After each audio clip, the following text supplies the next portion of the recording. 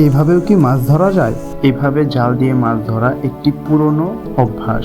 যেহেতু ঈদের সময় ছিল, সবাই বাড়িতে ছিল, তাই আমরা আজকে এইভাবে জাল দিয়ে মাছ ধরতে যাচ্ছি।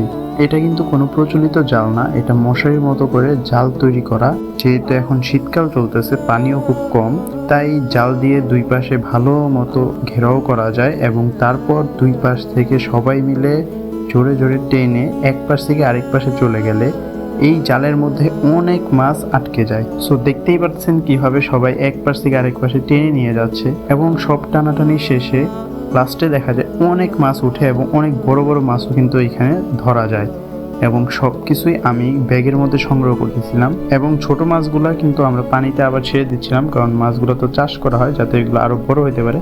আর বড় মাছগুলোকে আমরা নিয়ে যাচ্ছিলাম বাড়িতে রাধার উদ্দেশ্যে। তো এইভাবে আমরা দুইবার এক পাশ থেকে আরেক পাশে টান দিই এবং মোটামুটি ভালোই মাছ পাওয়া যায়। আমাদের তো ব্যাগ ভরে গেছিলো, তারপর বালতিতেও মাছ রাখা হয়।